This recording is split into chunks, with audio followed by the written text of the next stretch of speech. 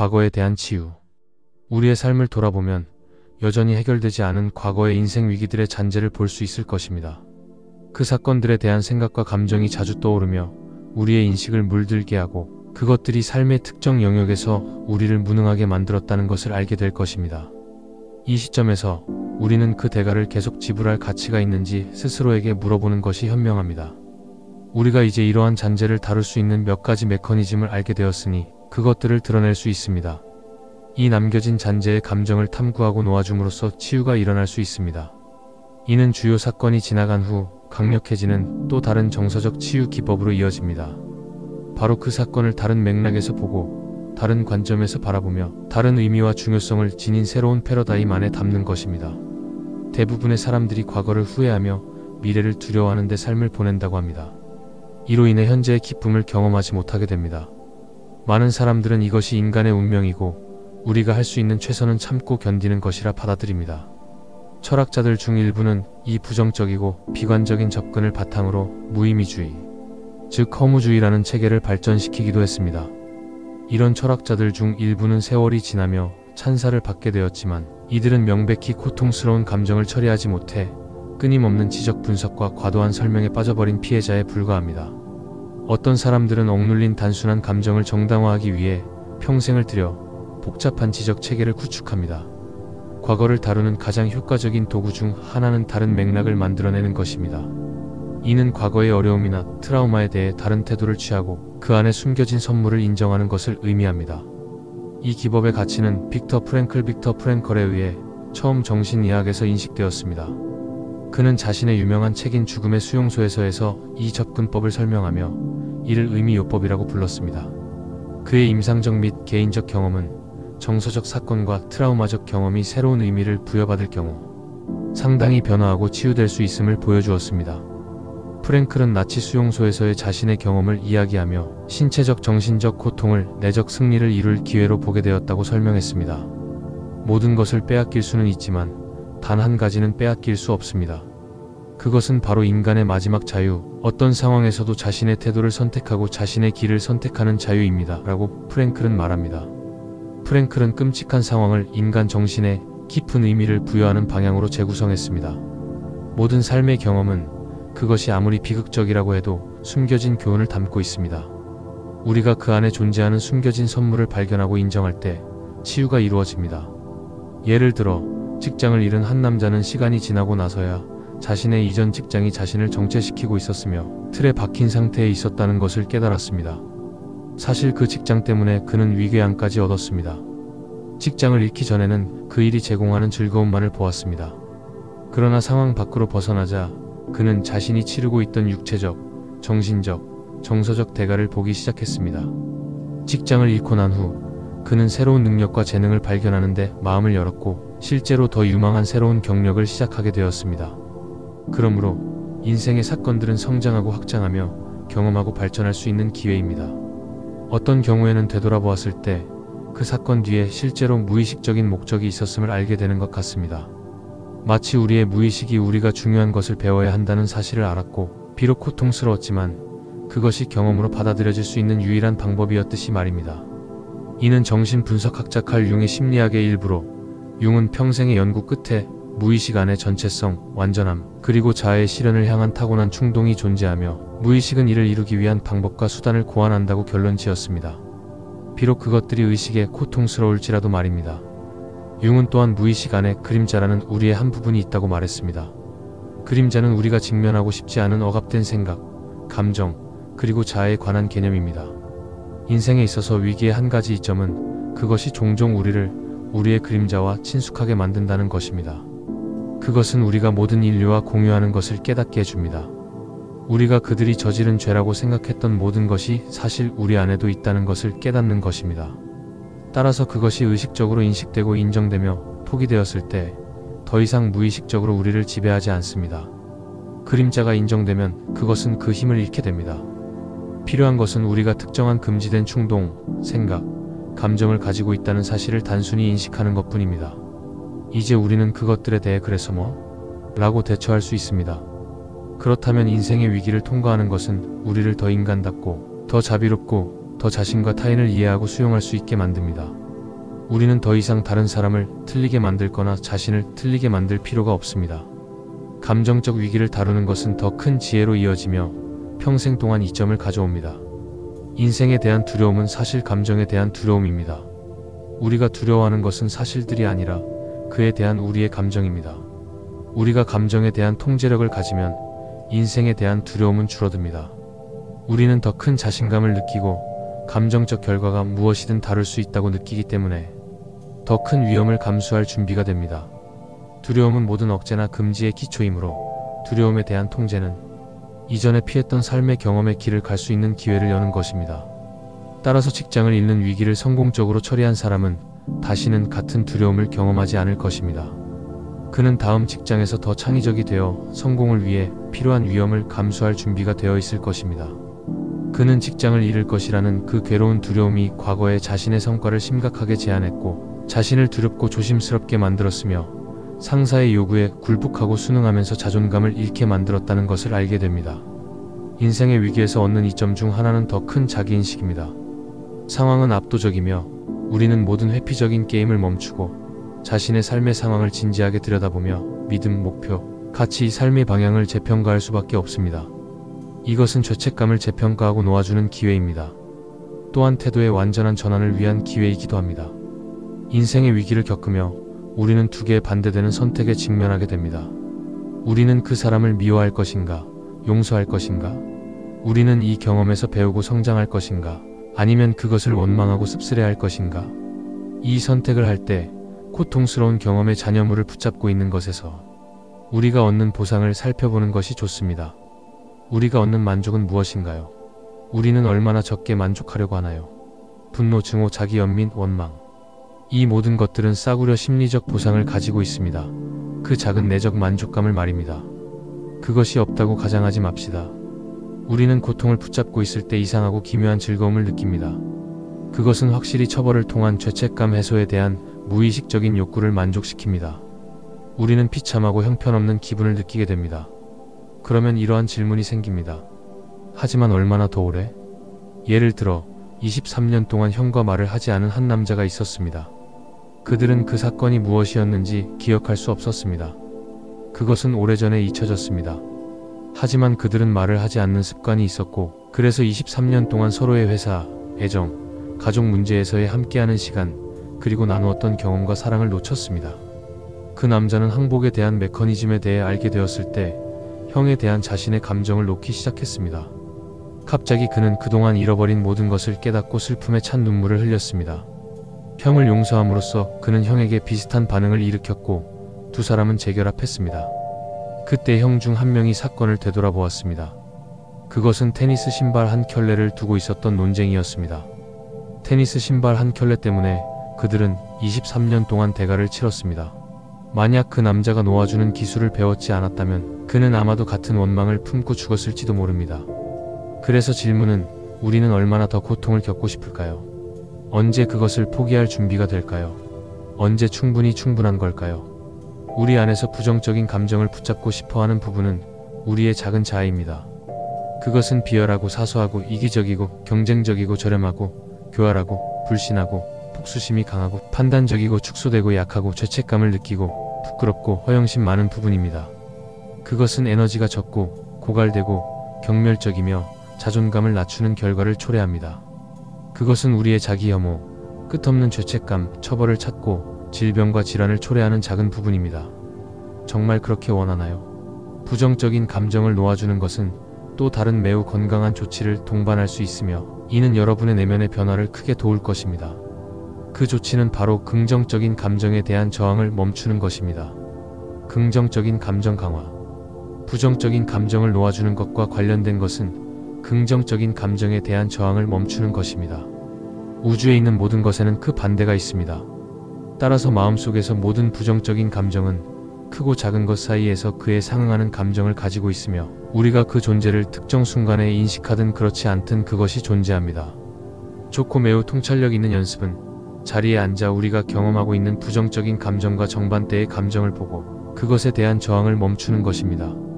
예를 들어 친구의 생일이 다가오고 있고 우리가 원망스럽고 인색한 기분을 느낀다고 가정해 봅시다.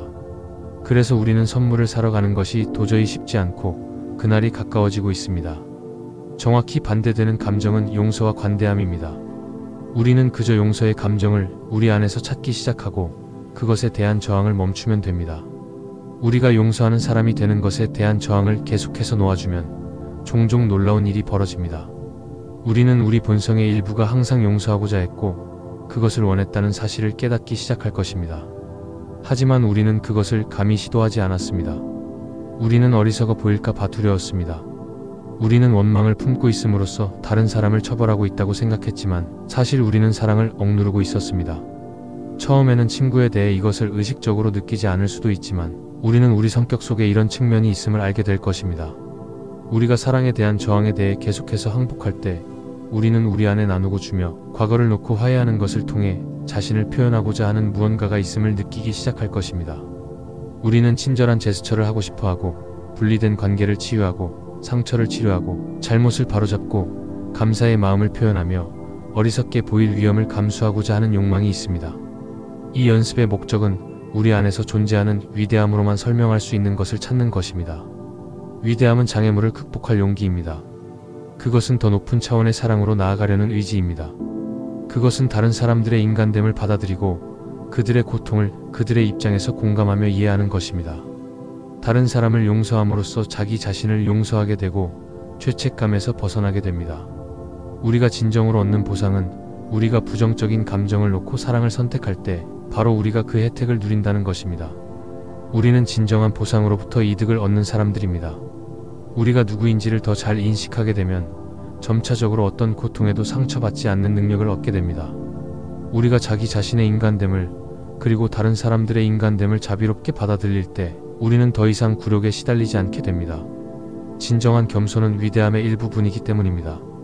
우리가 진정 누구인지를 인식함으로써 우리는 고양되는 것을 추구하려는 욕망이 생깁니다. 그것은 삶에 대한 새로운 의미와 맥락을 불러옵니다. 자기 존중감의 부족으로 인한 내적 공허함이 진정한 자기 사랑, 자기 존경, 자존감으로 대체될 때 우리는 더 이상 그것을 세상에서 찾을 필요가 없게 됩니다. 왜냐하면 그 행복의 원천은 우리 자신 안에 있기 때문입니다. 그것은 세상에서 공급될 수 없다는 것을 깨닫게 됩니다. 어떤 부도 내면의 가난한 감정을 보상할 수 없습니다. 우리는 모두 내면의 공허함과 내적, 가치를 결여한 감정을 보상하려는 많은 수백만 달러를 가진 사람들을 알고 있습니다. 우리가 이 내면의 자아, 이 내면의 위대함, 이 내면의 완성, 만족감, 그리고 진정한 행복감을 접하게 되면 우리는 세상을 초월하게 됩니다. 세상은 이제 즐길 수 있는 장소가 되고 우리는 더 이상 그것에 의해 지배되지 않습니다. 우리는 더 이상 그것의 영향을 받지 않습니다. 부정적인 감정을 내려놓고 긍정적인 감정에 대한 저항을 버리는 이 기술들을 사용하면 언젠가는 갑자기 우리의 진정한 차원에 대한 포괄적인 인식을 하게 됩니다. 이것이 경험되면 그것은 결코 잊혀지지 않을 것입니다. 세상은 더 이상 우리를 위협하지 않게 됩니다. 예전처럼 말입니다. 세상의 방식에 대한 지속적인 순응은 단순한 습관에서 나올 수 있지만 내면의 추진력, 내면의 취약성, 그리고 내면의 의심은 이제 사라졌습니다. 겉으로는 행동이 똑같이 보일 수 있지만 내면에서 그것을 일으키는 원인은 이제 완전히 달라졌습니다. 감정을 의식적으로 다루는 최종 결과는 불사의 면역력과 침착함입니다. 우리의 내면은 이제 총알에 강합니다. 우리는 균형과 우아함으로 삶을 살아갈 수 있습니다. 과거에 대한 치유. 우리의 삶을 돌아보면 여전히 해결되지 않은 과거의 인생 위기들의 잔재를 볼 수 있을 것입니다. 그 사건들에 대한 생각과 감정이 자주 떠오르며 우리의 인식을 물들게 하고 그것들이 삶의 특정 영역에서 우리를 무능하게 만들었다는 것을 알게 될 것입니다. 이 시점에서 우리는 그 대가를 계속 지불할 가치가 있는지 스스로에게 물어보는 것이 현명합니다.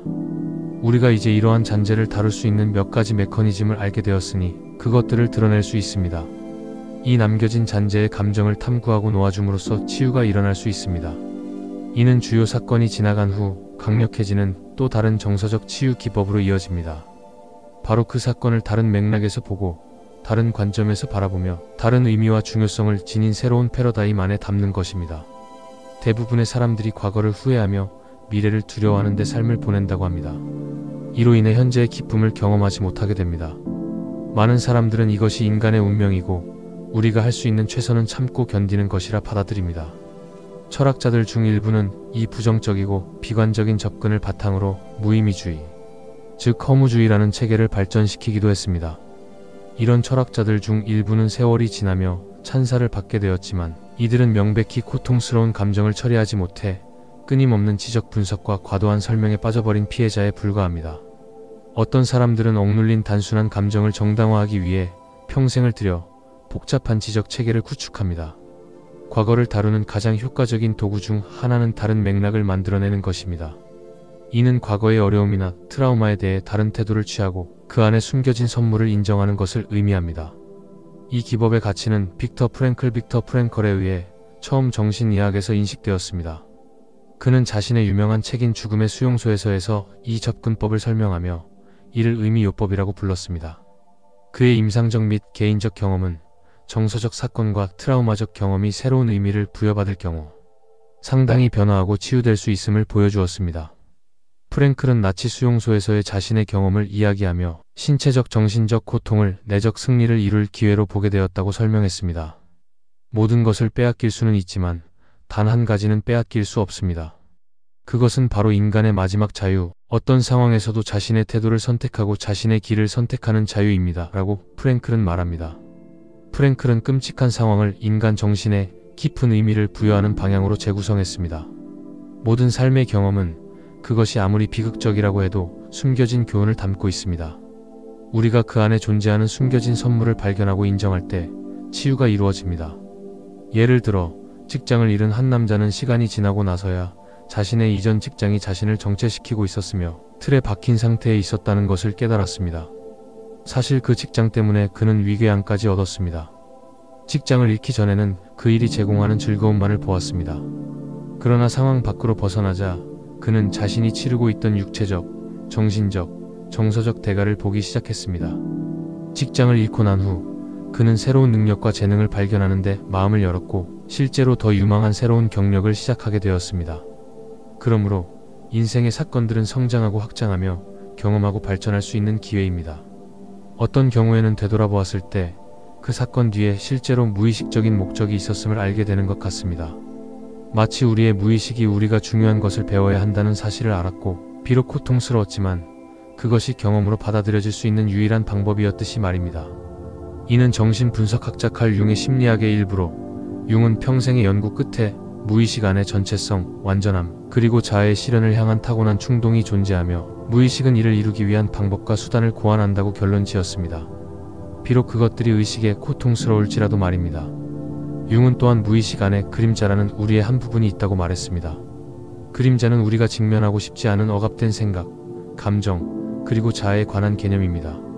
인생에 있어서 위기의 한 가지 이점은 그것이 종종 우리의 그림자와 친숙하게 만든다는 것입니다. 그것은 우리가 모든 인류와 공유하는 것을 깨닫게 해줍니다. 우리가 그들이 저지른 죄라고 생각했던 모든 것이 사실 우리 안에도 있다는 것을 깨닫는 것입니다. 따라서 그것이 의식적으로 인식되고 인정되며 포기되었을 때 더 이상 무의식적으로 우리를 지배하지 않습니다.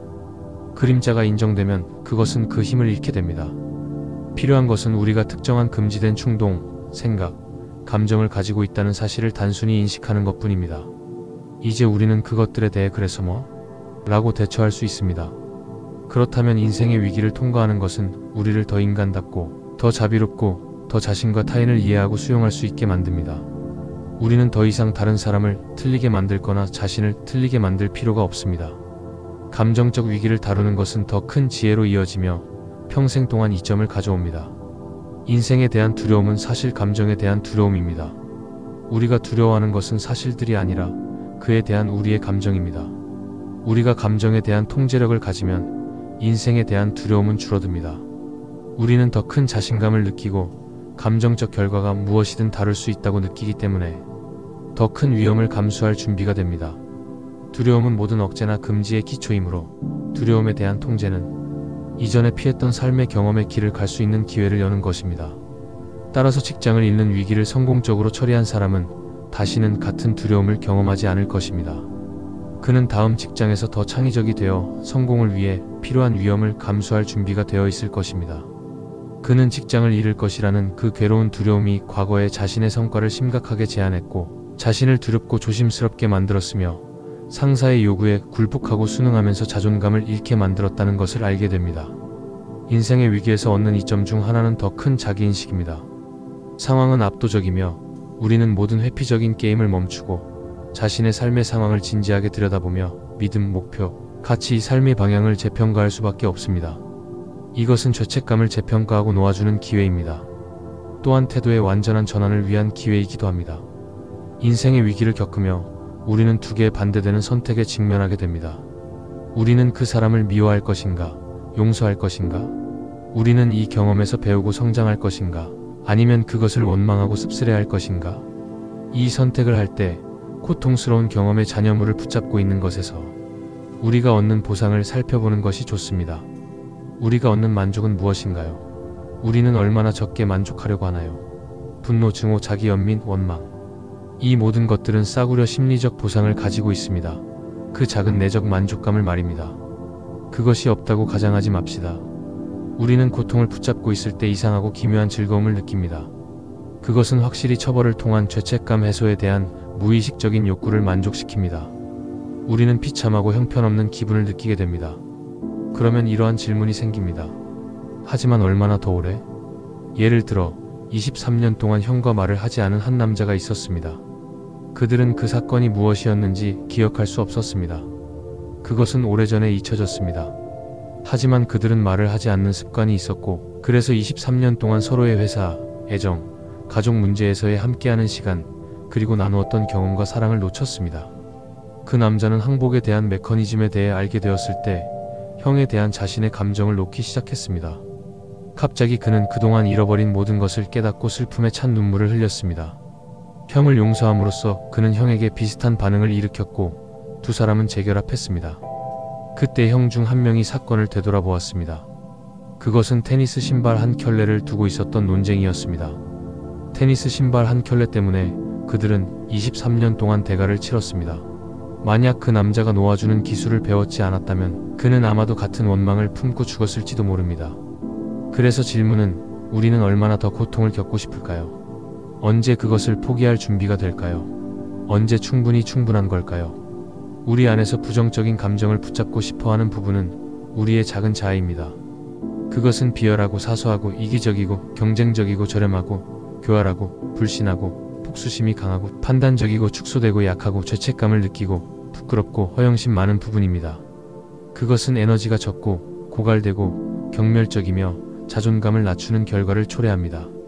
그것은 우리의 자기 혐오, 끝없는 죄책감, 처벌을 찾고 질병과 질환을 초래하는 작은 부분입니다. 정말 그렇게 원하나요?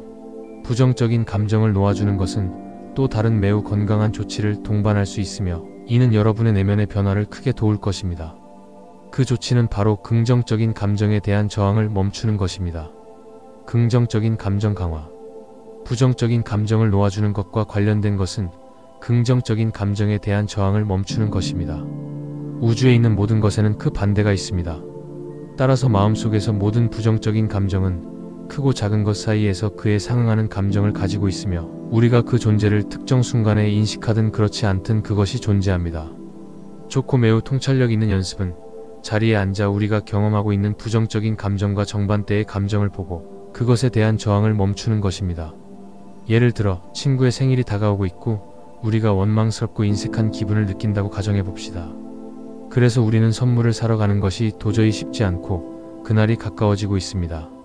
정확히 반대되는 감정은 용서와 관대함입니다. 우리는 그저 용서의 감정을 우리 안에서 찾기 시작하고 그것에 대한 저항을 멈추면 됩니다.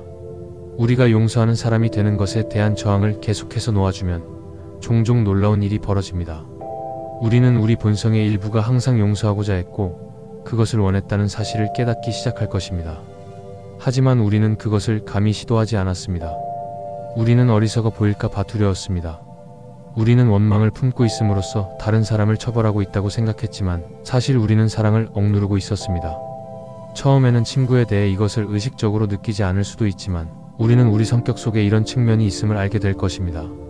우리가 사랑에 대한 저항에 대해 계속해서 항복할 때 우리는 우리 안에 나누고 주며 과거를 놓고 화해하는 것을 통해 자신을 표현하고자 하는 무언가가 있음을 느끼기 시작할 것입니다.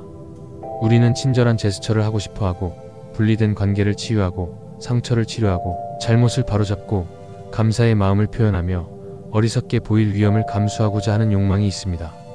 이 연습의 목적은 우리 안에서 존재하는 위대함으로만 설명할 수 있는 것을 찾는 것입니다. 위대함은 장애물을 극복할 용기입니다. 그것은 더 높은 차원의 사랑으로 나아가려는 의지입니다. 그것은 다른 사람들의 인간됨을 받아들이고 그들의 고통을 그들의 입장에서 공감하며 이해하는 것입니다. 다른 사람을 용서함으로써 자기 자신을 용서하게 되고 죄책감에서 벗어나게 됩니다. 우리가 진정으로 얻는 보상은 우리가 부정적인 감정을 놓고 사랑을 선택할 때 바로 우리가 그 혜택을 누린다는 것입니다. 우리는 진정한 보상으로부터 이득을 얻는 사람들입니다. 우리가 누구인지를 더 잘 인식하게 되면 점차적으로 어떤 고통에도 상처받지 않는 능력을 얻게 됩니다. 우리가 자기 자신의 인간됨을 그리고 다른 사람들의 인간됨을 자비롭게 받아들일 때 우리는 더 이상 굴욕에 시달리지 않게 됩니다. 진정한 겸손은 위대함의 일부분이기 때문입니다. 우리가 진정 누구인지를 인식함으로써 우리는 고양되는 것을 추구하려는 욕망이 생깁니다.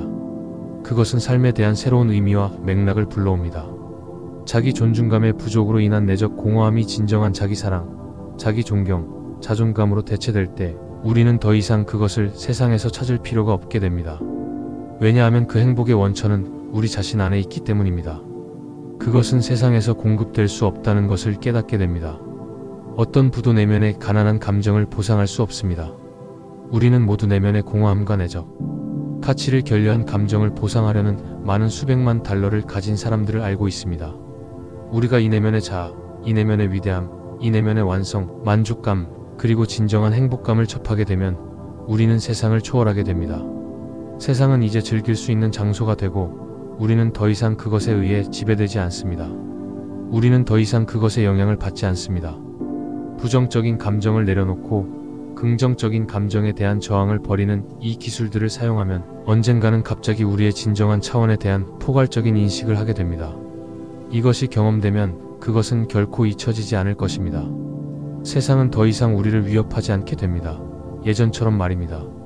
세상의 방식에 대한 지속적인 수능은 단순한 습관에서 나올 수 있지만 내면의 추진력, 내면의 취약성, 그리고 내면의 의심은 이제 사라졌습니다.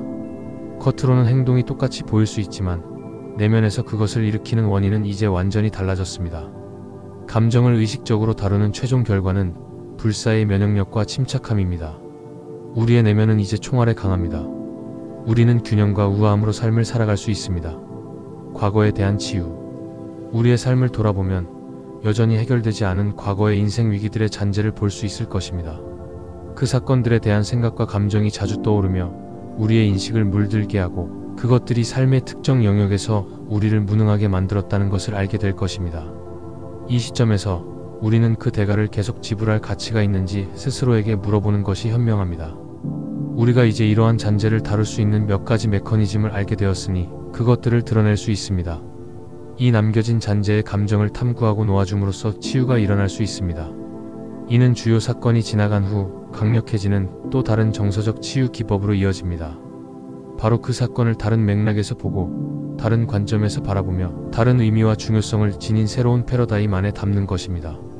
대부분의 사람들이 과거를 후회하며 미래를 두려워하는 데 삶을 보낸다고 합니다. 이로 인해 현재의 기쁨을 경험하지 못하게 됩니다. 많은 사람들은 이것이 인간의 운명이고 우리가 할 수 있는 최선은 참고 견디는 것이라 받아들입니다. 철학자들 중 일부는 이 부정적이고 비관적인 접근을 바탕으로 무의미주의, 즉 허무주의라는 체계를 발전시키기도 했습니다. 이런 철학자들 중 일부는 세월이 지나며 찬사를 받게 되었지만 이들은 명백히 고통스러운 감정을 처리하지 못해 끊임없는 지적 분석과 과도한 설명에 빠져버린 피해자에 불과합니다. 어떤 사람들은 억눌린 단순한 감정을 정당화하기 위해 평생을 들여 복잡한 지적 체계를 구축합니다. 과거를 다루는 가장 효과적인 도구 중 하나는 다른 맥락을 만들어내는 것입니다. 이는 과거의 어려움이나 트라우마에 대해 다른 태도를 취하고 그 안에 숨겨진 선물을 인정하는 것을 의미합니다. 이 기법의 가치는 빅터 프랭클에 의해 처음 정신의학에서 인식되었습니다. 그는 자신의 유명한 책인 죽음의 수용소에서에서 이 접근법을 설명하며 이를 의미요법이라고 불렀습니다. 그의 임상적 및 개인적 경험은 정서적 사건과 트라우마적 경험이 새로운 의미를 부여받을 경우 상당히 변화하고 치유될 수 있음을 보여주었습니다. 프랭클은 나치 수용소에서의 자신의 경험을 이야기하며 신체적 정신적 고통을 내적 승리를 이룰 기회로 보게 되었다고 설명했습니다. 모든 것을 빼앗길 수는 있지만 단 한 가지는 빼앗길 수 없습니다. 그것은 바로 인간의 마지막 자유, 어떤 상황에서도 자신의 태도를 선택하고 자신의 길을 선택하는 자유입니다. 라고 프랭클은 말합니다. 프랭클은 끔찍한 상황을 인간 정신에 깊은 의미를 부여하는 방향으로 재구성했습니다. 모든 삶의 경험은 그것이 아무리 비극적이라고 해도 숨겨진 교훈을 담고 있습니다. 우리가 그 안에 존재하는 숨겨진 선물을 발견하고 인정할 때 치유가 이루어집니다. 예를 들어 직장을 잃은 한 남자는 시간이 지나고 나서야 자신의 이전 직장이 자신을 정체시키고 있었으며 틀에 박힌 상태에 있었다는 것을 깨달았습니다. 사실 그 직장 때문에 그는 위궤양까지 얻었습니다. 직장을 잃기 전에는 그 일이 제공하는 즐거움만을 보았습니다. 그러나 상황 밖으로 벗어나자 그는 자신이 치르고 있던 육체적, 정신적, 정서적 대가를 보기 시작했습니다. 직장을 잃고 난 후 그는 새로운 능력과 재능을 발견하는데 마음을 열었고 실제로 더 유망한 새로운 경력을 시작하게 되었습니다. 그러므로 인생의 사건들은 성장하고 확장하며 경험하고 발전할 수 있는 기회입니다. 어떤 경우에는 되돌아보았을 때 그 사건 뒤에 실제로 무의식적인 목적이 있었음을 알게 되는 것 같습니다.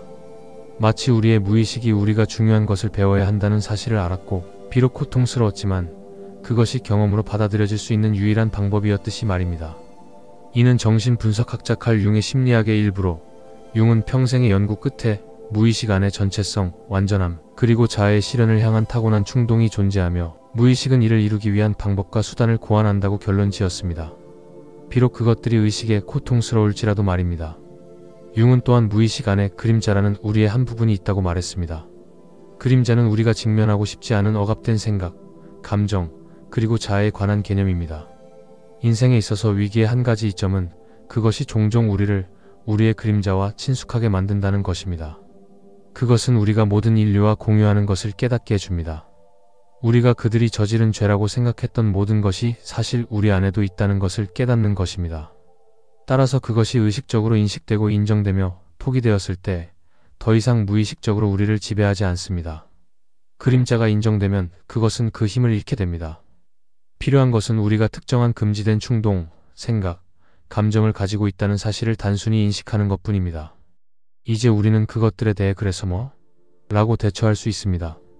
그렇다면 인생의 위기를 통과하는 것은 우리를 더 인간답고, 더 자비롭고, 더 자신과 타인을 이해하고 수용할 수 있게 만듭니다. 우리는 더 이상 다른 사람을 틀리게 만들거나 자신을 틀리게 만들 필요가 없습니다.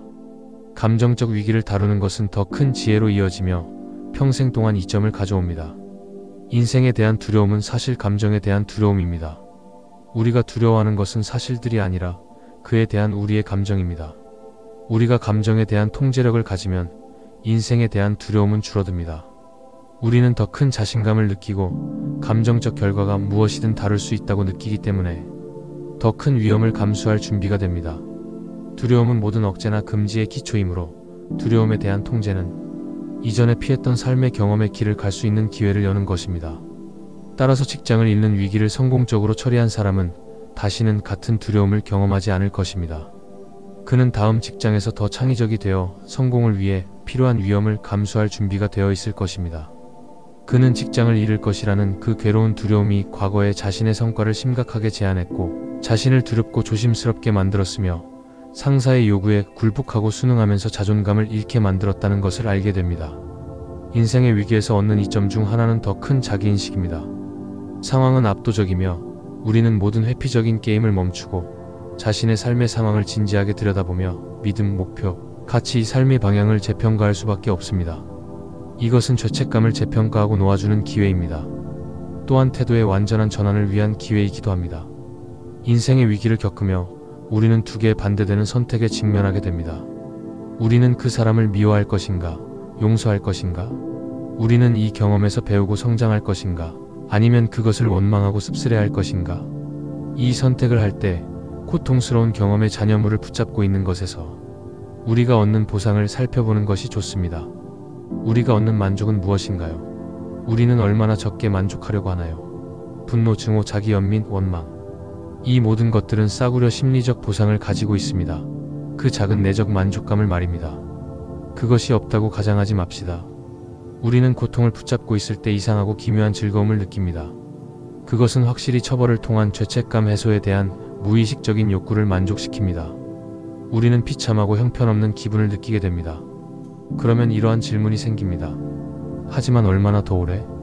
예를 들어 23년 동안 형과 말을 하지 않은 한 남자가 있었습니다. 그들은 그 사건이 무엇이었는지 기억할 수 없었습니다. 그것은 오래전에 잊혀졌습니다. 하지만 그들은 말을 하지 않는 습관이 있었고, 그래서 23년 동안 서로의 회사, 애정, 가족 문제에서의 함께하는 시간, 그리고 나누었던 경험과 사랑을 놓쳤습니다. 그 남자는 항복에 대한 메커니즘에 대해 알게 되었을 때 형에 대한 자신의 감정을 놓기 시작했습니다. 갑자기 그는 그동안 잃어버린 모든 것을 깨닫고 슬픔에 찬 눈물을 흘렸습니다. 형을 용서함으로써 그는 형에게 비슷한 반응을 일으켰고 두 사람은 재결합했습니다. 그때 형 중 한 명이 사건을 되돌아보았습니다. 그것은 테니스 신발 한 켤레를 두고 있었던 논쟁이었습니다. 테니스 신발 한 켤레 때문에 그들은 23년 동안 대가를 치렀습니다. 만약 그 남자가 놓아주는 기술을 배웠지 않았다면 그는 아마도 같은 원망을 품고 죽었을지도 모릅니다. 그래서 질문은, 우리는 얼마나 더 고통을 겪고 싶을까요? 언제 그것을 포기할 준비가 될까요? 언제 충분한 걸까요? 우리 안에서 부정적인 감정을 붙잡고 싶어하는 부분은 우리의 작은 자아입니다. 그것은 비열하고 사소하고 이기적이고 경쟁적이고 저렴하고 교활하고 불신하고 폭수심이 강하고 판단적이고 축소되고 약하고 죄책감을 느끼고 부끄럽고 허영심 많은 부분입니다. 그것은 에너지가 적고 고갈되고 경멸적이며 자존감을 낮추는 결과를 초래합니다. 그것은 우리의 자기 혐오, 끝없는 죄책감, 처벌을 찾고 질병과 질환을 초래하는 작은 부분입니다. 정말 그렇게 원하나요? 부정적인 감정을 놓아주는 것은 또 다른 매우 건강한 조치를 동반할 수 있으며 이는 여러분의 내면의 변화를 크게 도울 것입니다. 그 조치는 바로 긍정적인 감정에 대한 저항을 멈추는 것입니다. 긍정적인 감정 강화. 부정적인 감정을 놓아주는 것과 관련된 것은 긍정적인 감정에 대한 저항을 멈추는 것입니다. 우주에 있는 모든 것에는 그 반대가 있습니다. 따라서 마음속에서 모든 부정적인 감정은 크고 작은 것 사이에서 그에 상응하는 감정을 가지고 있으며 우리가 그 존재를 특정 순간에 인식하든 그렇지 않든 그것이 존재합니다. 좋고 매우 통찰력 있는 연습은 자리에 앉아 우리가 경험하고 있는 부정적인 감정과 정반대의 감정을 보고 그것에 대한 저항을 멈추는 것입니다. 예를 들어 친구의 생일이 다가오고 있고 우리가 원망스럽고 인색한 기분을 느낀다고 가정해 봅시다. 그래서 우리는 선물을 사러 가는 것이 도저히 쉽지 않고 그날이 가까워지고 있습니다. 정확히 반대되는 감정은 용서와 관대함입니다. 우리는 그저 용서의 감정을 우리 안에서 찾기 시작하고 그것에 대한 저항을 멈추면 됩니다.